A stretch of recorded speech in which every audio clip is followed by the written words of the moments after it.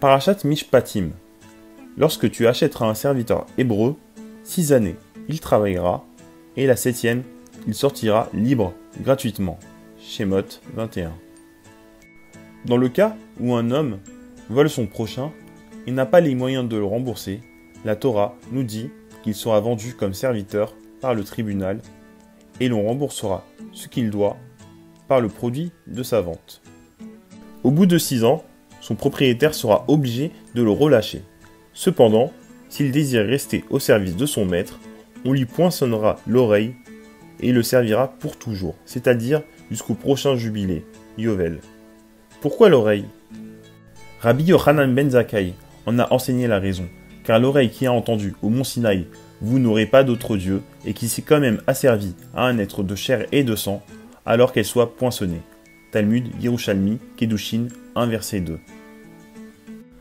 Nous voyons de là que la Torah ne voit pas d'un bon œil celui qui préfère la dépendance à la liberté. Rabbi Nathan enseigne « La servitude n'a aucun rapport avec Israël, ainsi qu'il est écrit, car les Bnei Israël sont à moi, ce sont mes serviteurs. » Celui qui tombe dans la servitude le fait à cause de son manque de connaissance de Dieu.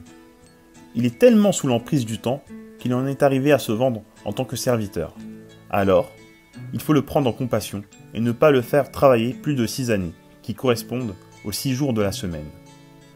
Mais la 7e année, qui elle correspond au Shabbat, il sera libre. Car le Shabbat est un avant-goût du Olam Haba, du monde à venir, qui sera au-dessus du temps. Écoutez Halachot Mila 4. La première loi dont on parle directement après le don de la Torah est la loi des esclaves hébreux. Pourtant, nous venons de sortir d'Égypte. Ne sommes-nous pas libres? Oui et non. Les corps sont libres, mais les mentalités ont gardé cette manière de penser propre à l'esclave. C'est pourquoi on en parle dès maintenant.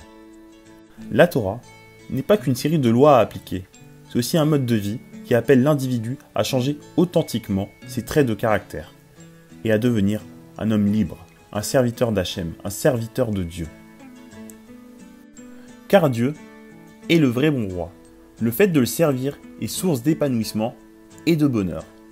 Toute autre source de dépendance ne peut produire que pression et amertume, ce que Rabbi Nathan appelle l'emprise du temps. Les autres sources de dépendance, nous les connaissons. La pression sociale, l'argent, le look, le quand dira-t-on.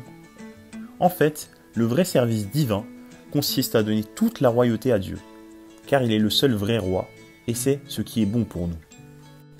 Il ne nous abandonnera jamais, et ne désire qu'une seule chose, vivre avec nous dans la simcha, la joie, qui est la source de la véritable liberté.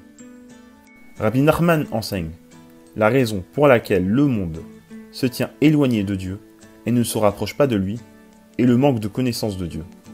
On ne s'arrête pas pour réfléchir. Et l'essentiel est de s'efforcer à réfléchir et se demander quelle est la finalité des passions matérielles et des futilités de ce monde, qu'il s'agisse de passions corporelles ou de passions extra-corporelles comme la recherche des honneurs. Si l'on faisait cela, il est certain qu'on retournerait vers Dieu. Cependant, sache qu'à cause de l'amertume, il est difficile d'asseoir sa connaissance. C'est seulement grâce à la joie qu'on pourra faire fonctionner son intelligence comme il le faut et avoir les idées claires. Car la joie est le monde de la liberté. Comme il est écrit dans Isaïe, vous sortirez d'exil dans la joie. D'après le Likutei Moharan 10, tome 2. Toute croyance qui crée dans nos esprits une dépendance autre que la dépendance de Dieu installe en nous une mentalité de serviteur et nous détache de notre véritable essence qui est d'être un fils, une fille de roi.